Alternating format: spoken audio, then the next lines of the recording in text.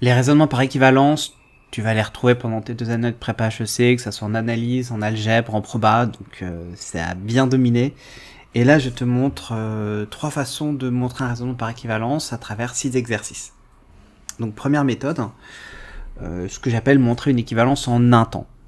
C'est-à-dire tu veux montrer que A est équivalent à B, tu pars d'un des deux côtés, donc par exemple de A, puis tu avances A équivalent A, équivalent A, équivalent A. Tu fais que des calculs qui te permettent de conserver l'équivalence. Ça, c'est très important. Par exemple, quand tu composes par une fonction, il faut qu'elle soit strictement croissante ou strictement décroissante. Si elle est juste croissante, ça ne marche pas. Parce que tu perdrais l'équivalence. Donc voilà, tu fais ça et à la fin, tu arrives à B. Donc ça veut dire que comme A équivalent à tout ça équivalent à B, en fait on a A qui est équivalent à B. Exemple. On va prendre le cas d'une égalité. Donc je vais montrer que pour tout A, B appartenant à R carré, j'ai cette égalité équivalent à A égale B ou B égale 0. Donc qu'est-ce que je fais? Je vais poser un soit A et B appartenant à R carré, je vais partir du membre de gauche. Donc soit B appartenant à R carré, je pars du membre de gauche. Je sais pas ce que je peux faire, mais je me dis, tiens, il y a peut-être les A carré et les B carré en développant qui vont se simplifier, donc je développe. Identité remarquable, A carré plus 2AB plus B carré, A carré moins 2AB plus B carré, les A carré s'en vont, les B carrés s'en vont, et je me retrouve avec 4AB égale 0. Ensuite, je divise par 4 différentes zéros, je précise bien différentes zéros. Pourquoi? Parce que, justement, comme je divise par un nombre qui est différent de 0, je ne perds pas l'équivalence et je la conserve. Ça me donne AB égale 0, ce qui veut dire que A égale 0 ou B égale 0. Et c'est exactement ce que je voulais obtenir ici. Donc comme je suis parti de lui et que je suis arrivé à lui, j'ai l'équivalence ici. Tout simplement. On va faire le cas d'une égalité. Donc je vais prouver que si x est supérieur ou égal à 1, c'est qu'il va dire que j'ai ça. Donc pareil, là je pars du membre de gauche. Ce que je veux, c'est me ramener avec du racine. Donc qu'est-ce que je fais? Je compose par la fonction racine. Elle est comment la fonction racine? Elle est strictement croissante sur R plus étoile. Le strictement est important parce que c'est ce qui part encore. Là encore, c'est ce qui me permet de conserver l'équivalence. Ensuite, racine du x, j'ai le 1 ici. Donc quand je vais faire passer de l'autre côté, j'aurai racine du x moins 1. Donc j'ai le numérateur. Donc là, c'est chouette. Et moins 1, ça fait 0. Qu'est-ce qui manque? Je me dis, il manque le x. Donc qu'est-ce que je peux faire? Je peux diviser par x. Est-ce que j'ai le droit? Oui. Parce que x il appartient à R plus étoile, donc je divise par x qui est strictement positif. Donc je ne perds pas l'équivalence parce que je divise par un nombre strictement positif. 0 sur x ça fait 0, et lui ça fait ça.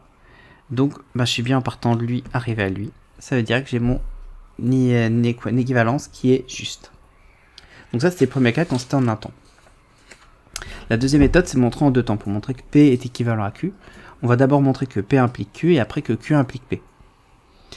Un exemple, donc on veut montrer que A carré plus B carré égale 0, c'est équivalent à dire que A égale B égale 0.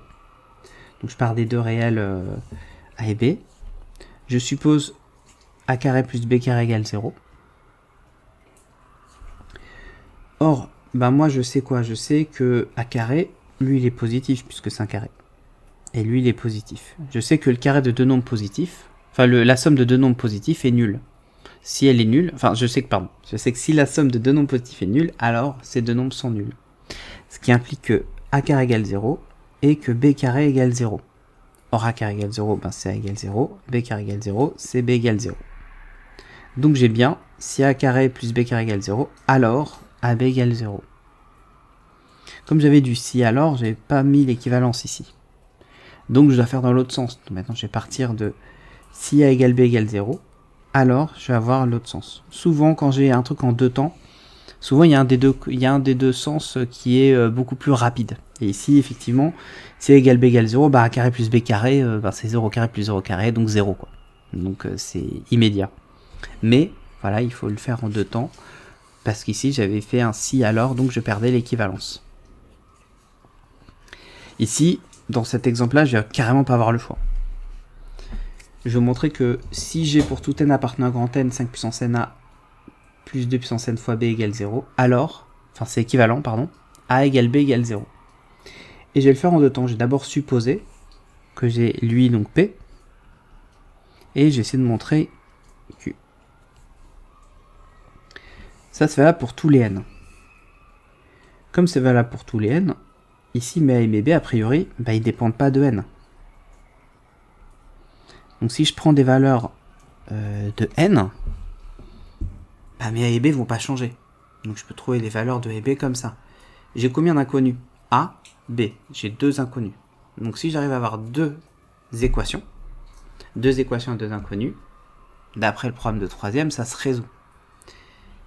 Je vais prendre alors les cas particuliers n égale 0 et n égale 1. Celle-là, ben, ça devient 5 puissance 0 fois A, plus 2 puissance 0 fois B égale 0. 5 puissance 1 fois A, plus 2 puissance 1 fois B égale 0. Et je me retrouve avec 2 équations et 2 inconnus. Sauf que là, en fait, qu'est-ce que j'avais? Ici, j'avais pour tout n. Et j'ai pris 2 cas particuliers, n égale 0, n égale 1. Donc j'ai plus les cas n égale 2, n égale 3, n égale 4, etc. Donc j'ai perdu l'équivalence. Même si j'ai une équivalence ici, pour passer d'ici à ici, bah, c'est une implication. Donc j'ai perdu l'équivalence.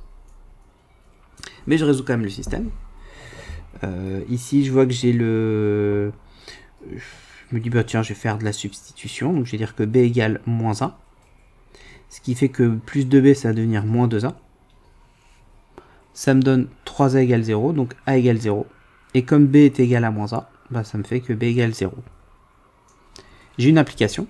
Si pour tout n appartenant à grand n, 5 puissance n fois plus 2 puissance n fois b égale 0, alors a égale b égale 0.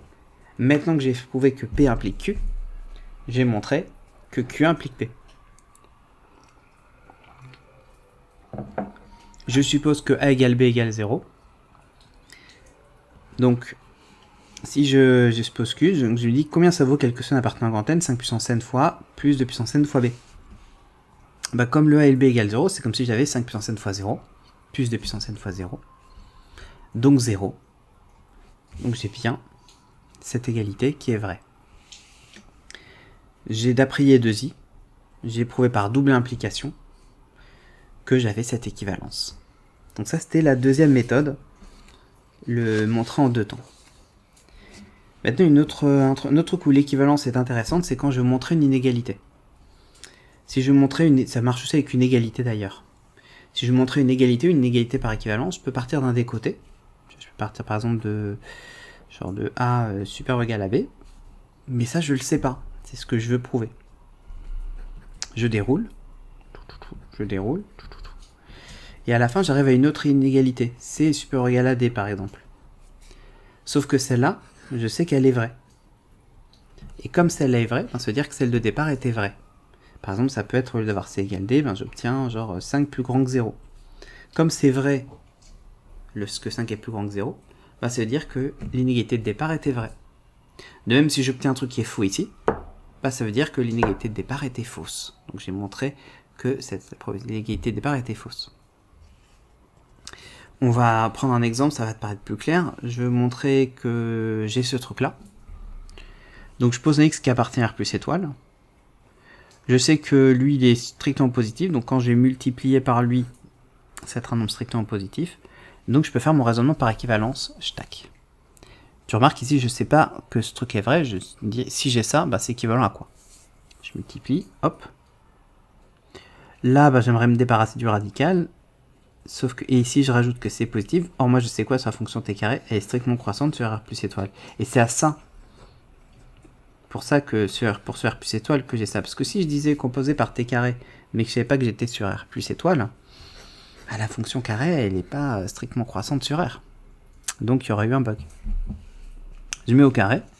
Donc x plus 3 au carré, racine de ma racine au carré. Le racine au carré, ça fait sauter la racine. X facteur de x plus 6. Là, j'utilise l'entité remarquable. Ensuite, je développe. Et quand je développe, je vois que j'ai les x carrés qui vont s'en aller. Les 6x qui s'en vont. Et je me retrouve avec 9 supérieur ou égal à 0. Là, j'ai pas fini. Il faut que je fasse une petite phrase. La dernière inégalité étant vraie, et celle-ci ayant été obtenue par équivalence, on en déduit que l'inégalité initiale est vraie. C'est ça, voilà la raison de par équivalence. Comme lui, c'est vrai, en fait, par équivalence, lui, c'est vrai. En fait, vrai est équivalent à vrai, et de même, faux est équivalent à faux. Un autre exemple, et qui va ressembler en fait à l'exemple ici, c'est je pars du quantificateur. Là ici, là où c'était faux, c'est dire plus étoile, mais j'aurais ici, tu vois que je pars de x plus grand que 1 et je déroule. On peut faire la même chose ici. Je vais vous montrer que pour un x qui appartient à E, j'ai cette inégalité. Donc qu'est-ce que je fais? Je vais partir de du quantificateur. Donc x qui est supérieur ou égal à E. Je vais passer à ln pour avoir ln de x. Donc je peux composer par ln qui est strictement croissante. Tu vois, je mets encore strictement pour bien préciser que justement je conserve l'équivalence sur E plus infini. ln de E ça fait 1. Ok. Ensuite je rajoute 8. Ok. ln de x plus 8 ça fait 9. Ensuite je mets sous la racine. Il se trouve que 9 est strictement positif. Donc en composant par racine t dans racine t strictement croissante sur 9 plus l'infini. Racine de E égale racine de 9, on sait que racine de 9 c'est 3. Comme je veux 3 ici, je divise par 3 qui est strictement positif. Tu vois, je précise tout à chaque fois. Parce que ça montre, ça montre au correcteur, tu as vu, j'ai pensé que voilà, si j'ai divisé par un truc qui était supérieur ou égal à 0, déjà ça marcherait pas. Mais si c'est un truc dont je ne savais pas le signe, qui peut être strictement positif ou strictement négatif, je perds l'équivalence. Ou peut-être je fais une disjonction de cas. C'est une prochaine vidéo. Je divise, hop, et ça me fait lui est supérieur ou égal à 1. Et comme en fait lui, on était parti de lui, c'était vrai puisqu'on avait fixé notre x qui était lui, forcément lui c'est vrai. On a donc, pour tout x supérieur ou égal à E, la racine de ln de x plus 8 sur 3 est supérieur ou égal à 1. Donc ça voilà, c'était les 3 méthodes pour montrer une équivalence.